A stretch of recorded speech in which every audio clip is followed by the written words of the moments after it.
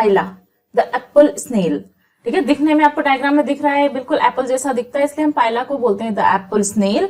और इसका इस चैप्टर में हम इस लेक्चर में हम इसका क्लासिफिकेशन करेंगे, इंपॉर्टेंट फीचर्स करेंगे एंड जितने भी इसके इंपॉर्टेंट सिस्टम्स हैं, digestive system, reproductive system, excretory system, उन सभी को हम एग्जामिनेशन पॉइंट ऑफ व्यू से स्टडी करेंगे। जितना भी हमारा मोस्ट इंपॉर्टेंट है, एग्जाम्स में बार बार आया हुआ है, वो सारे पॉइंट्स को हम इस लेक्चर में कवर करने की कोशिश करेंगे।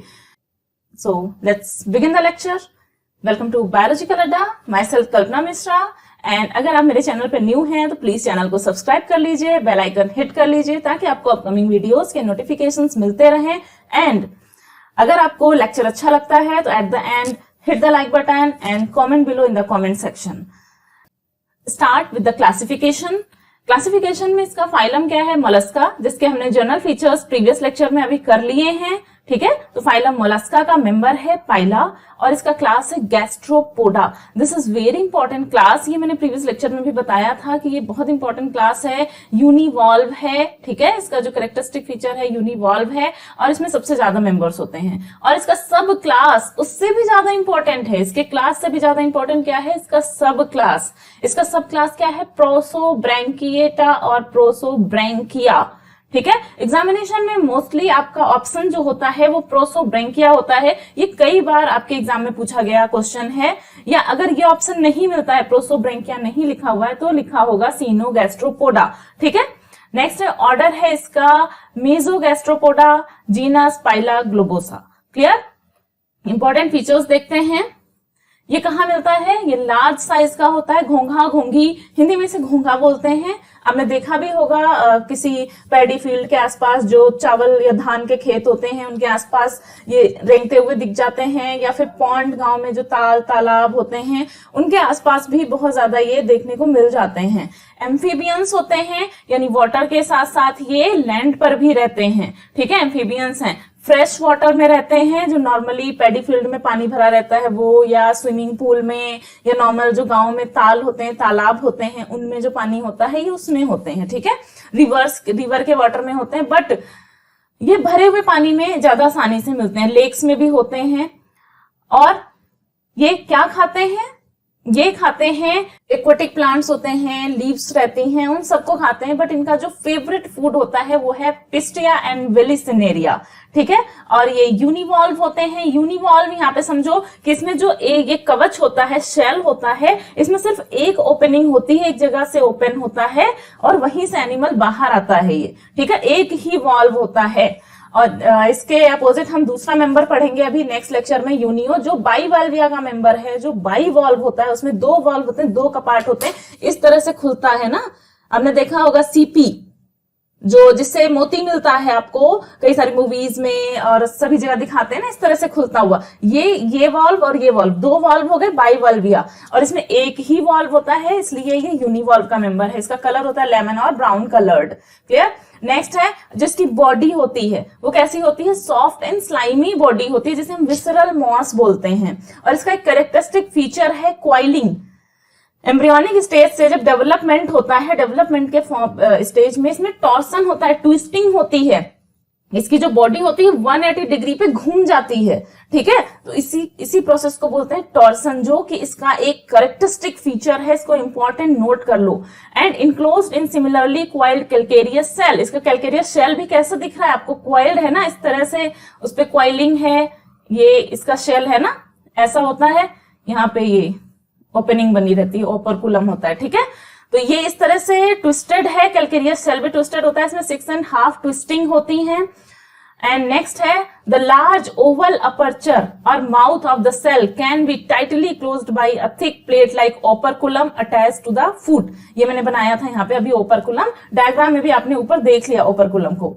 Opposite end of the shell is pointed end called apex. ये जो अपोजिट एंड है इसे ही बोलते हैं एपेक्स। ठीक है, माउथ के अपोजिट जो क्वाइल्ड पार्ट है that is apex. Body is divided into head, foot and visceral mass and mental. Mental को भी हम आगे डिटेल में करेंगे। मेंटल को हम फर्दर 3 पार्ट्स में डिवाइड करेंगे। ठीक है, सभी को डिटेल में देखना शुरू करो। हेड में क्या क्या होगा, जो नॉर्मल हेड होता है उसमें जो आपके सेंसरी ऑर्गन्स होते हैं वे प्रेजेंट होते हैं, तो यहाँ पर भी वही चीज होगी।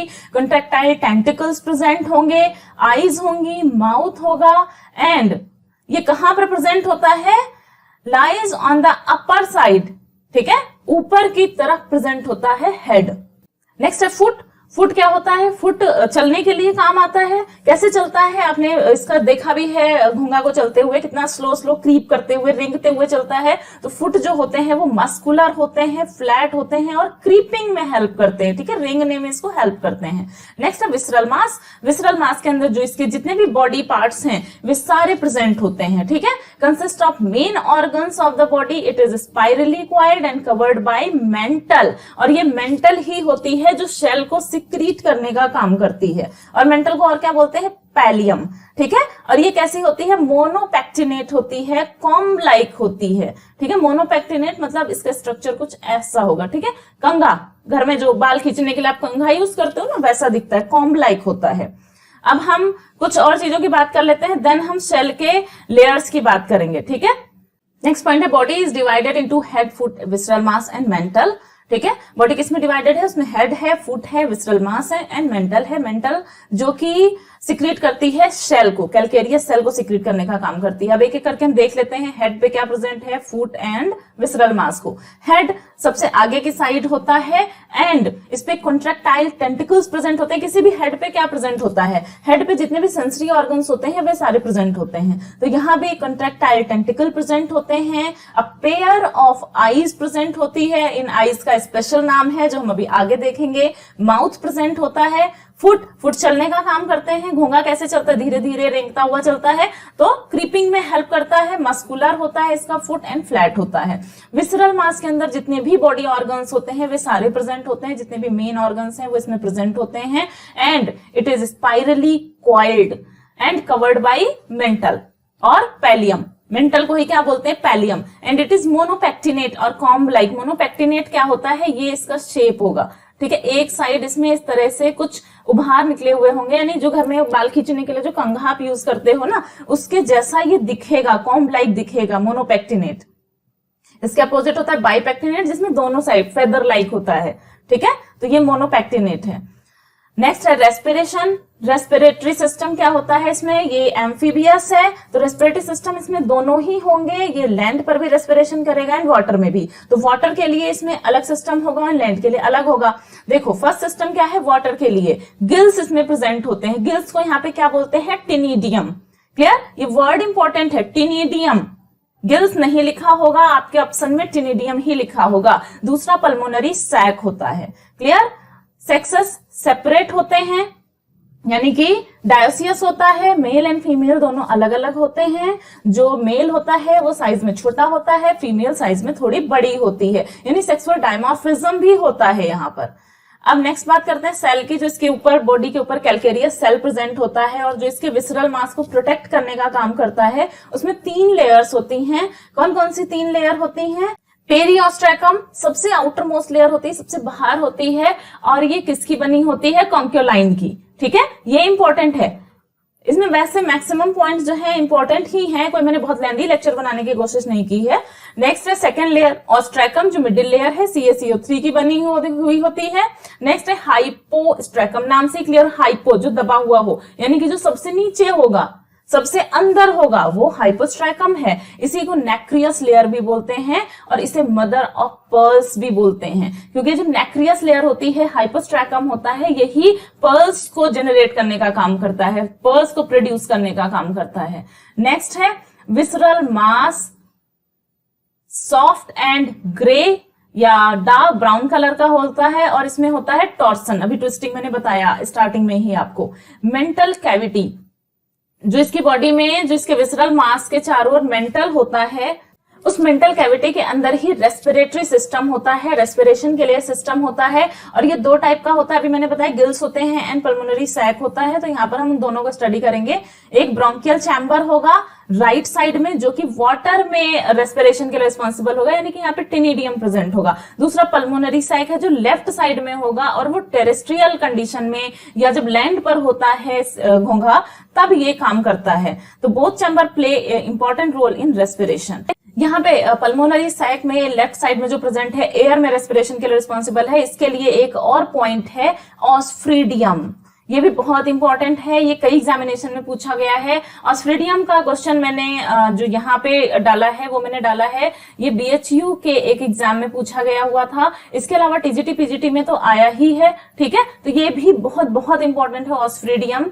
ऑस्फ्रिडियम एरियल चैम्बर में प्रेजेंट होता है, फेदर लाइक होता है, यानी बाइपेक्टिनेट होता है। ऊपर मैंने आपको मोनोपेक्टिनेट बताया था। बाइपेक्टिनेट क्या होगा, फेदर लाइक होगा, जिसमें दोनों तरफ से कॉम्ब लाइक स्ट्रक्चर होगा। ये एक ऑल्फैक्टरी ऑर्गन है। इसके अलावा ये कीमोरिसेप्टर का भी काम करता है, ठीक है। ऑल्फैक्टरी ऑर्गन है और ये कीमोरिसेप्टर की तरह काम करता है। कीमोरिसेप्टर मैंने ब्लैक कलर से इसीलिए लिखा है क्योंकि ये ऑल्फैक्टरी ऑर्गन की तरह कम पूछा जाता है। कीमोरिसेप्टर वाला जो फंक्शन है इसका वो स्पेशली पूछा जाता है, ठीक है। तो इसमें क्या करता है, ये केमिकल नेचर को टेस्ट करता है, वाटर के H2O के केमिकल नेचर को टेस्ट करने का काम करता है। नेक्स्ट है हार्ट। यहाँ पे हार्ट में इसमें दो चैम्बर होते हैं, एक ऑरिकल एंड वेंट्रिकल। बिल्कुल भी हमारी तरह नहीं होता। हमारे हार्ट में कितने चैम्बर है, 4 चैम्बर हैं, बट पाइला के हार्ट में कितने चैम्बर्स हैं, 2 चैम्बर्स हैं, ठीक है। और इसमें क्या प्रेजेंट होता है, pericardium, sinuses and veins present होती हैं। बट कैसा होता है, ओपन सर्कुलेटरी सिस्टम होता है, इसका सर्कुलेटरी सिस्टम ओपन होता है। ब्लड में अमीबोइड सेल्स प्रेजेंट होती हैं एंड रेस्पिरेटरी पिगमेंट भी प्रेजेंट होता है। यहाँ पे रेस्पिरेटरी पिगमेंट होता है Cu2+ यानी कॉपर, ऑक्सीडाइज्ड कॉपर होता है, जिसकी वजह से इसका ब्लड कैसा दिखता है, ब्लू कलर का दिखता है, ब्लू, ठीक है। और इसे क्या बोलते हैं, हीमोसाइनिन बोलते हैं। ह्यूमंस में हमारे ब्लड में क्या होता है, respiratory pigment iron. Iron oxidise stage में होता है तो हमारा ब्लड दिखता है रेड कलर का, जिसे हम बोलते हैं हीमोग्लोबिन, ठीक है। यहाँ पे क्या होता है, हीमोसाइनिन, जो कि ब्लू कलर का दिखता है। नेक्स्ट है एक्सक्रीटरी ऑर्गन। एक्सक्रीटरी ऑर्गन भी इसका मोस्ट डेवलप्ड है। किडनी होती है, लार्ज किडनी होती है, जिसे हम रीनल ऑर्गन बोलते हैं या फिर ऑर्गन ऑफ बोजानस भी बोलते हैं, ठीक है। इसके अलावा आपने केबर्स ऑर्गन भी पढ़ा होगा, एक वर्ड केबर्स ऑर्गन भी पढ़ा होगा, जो मैंने जनरल फीचर्स में आपको कराया है, ठीक है। ये एक्सक्रीट क्या करते हैं, अब ये दो जगह रहते हैं, एम्फीबियंस हैं, लैंड पे भी रहते हैं, वाटर में भी रहते हैं। वाटर में इसके पास एक्सेस ऑफ वाटर होती है, तो वहां पे इसे किसी भी तरह से वाटर कंजर्व करने की नीड नहीं होती है बॉडी में, तो ये अमोनोटेलिक हो जाता है, अमोनिया सिक्रीट करने लगता है वहां पर। बट टेरेस्ट्रियल कंडीशन में ये यूरिक एसिड को सिक्रीट करता है, क्योंकि टेरेस्ट्रियल कंडीशन में इसे वाटर जो अपने लिए सेव करके रखना होता है, इसकी वजह से ये यूरिकोटेलिक हो जाता है, यूरिक एसिड सिक्रेट करने लगता है। नेक्स्ट पॉइंट है रिप्रोडक्शन।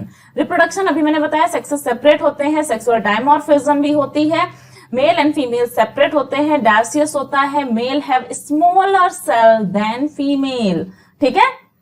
फीमेल का जो साइज होता है वो बड़ा होता है। इंपॉर्टेंट है, मोस्ट इंपॉर्टेंट, इसके आगे तो मोस्ट लिखो, ठीक है। मोस्ट इंपॉर्टेंट है इसके स्पर्म। स्पर्म इसमें दो टाइप के होते हैं, यूपाइरीन एंड ओलिगोपाइरीन। अब याद कैसे रखना है, एक वर्ड देखा होगा तुमने, यू जहां भी लिखा होता है उसका मीनिंग क्या निकलता है बायोलॉजी में आपका, ट्रू, ठीक है। यू मीन्स होता है ट्रू, और ट्रू जो होगा वही असली काम करेगा। स्पर्म का रियल वर्क क्या है, ओवम को फर्टिलाइज करने का, तो जो यूपाइरीन स्पर्म होता है वो ही ओवम को फर्टिलाइज करेगा, मोटाइल होता है और साइज में छोटा होता है, ठीक है। जो दूसरा होता है ओलिगोपाइरीन, वो फर्टिलाइजेशन में कोई भी रोल प्ले नहीं करता है, नॉन मोटाइल होता है, लार्ज होता है। और दूसरी बात लर्न करने के लिए आप ये भी देख सकते हो, यूपाइरीन जो स्पेलिंग है वो छोटी है, ओलिगोपाइरीन स्पेलिंग बड़ी है, तो यूपाइरीन छोटा होता है और जो छोटा होता है वो ज्यादा एक्टिव होगा, भागेगा, और जो ओलिगोपाइरीन है वो साइज में बड़ा होता है, इसलिए वो एक जगह बैठा रहता है, ठीक है। कॉपुलेशन कब होता है, रेनी सीजन में होता है। सबसे ज्यादा आपने बारिश के सीजन में ही घोंघा घोंगी को बाहर घूमते हुए देखा होगा, ठीक है। सुहाना मौसम आता है जब, तभी कॉपुलेशन होता है इसमें।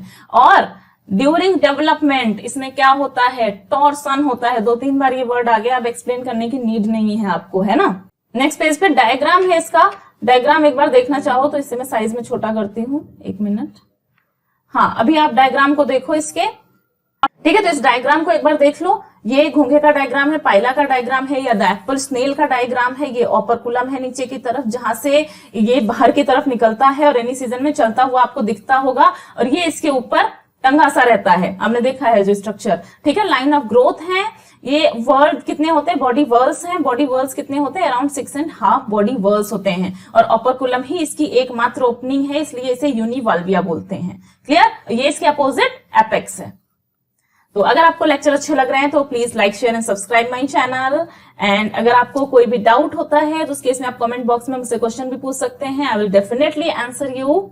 एंड मिलते हैं नेक्स्ट लेक्चर में यूनियो के साथ में हम, और टीजीटी पीजीटी की प्रिपरेशन इसी तरह से आप मेरे साथ करते रहिए। जितना टाइमली आप प्रिपरेशन स्टार्ट करेंगे उतना ही आपका सिलेक्शन इंश्योर हो जाएगा, ठीक है। मिलते हैं नेक्स्ट लेक्चर में, तब तक के लिए take care, bye bye, have a nice day.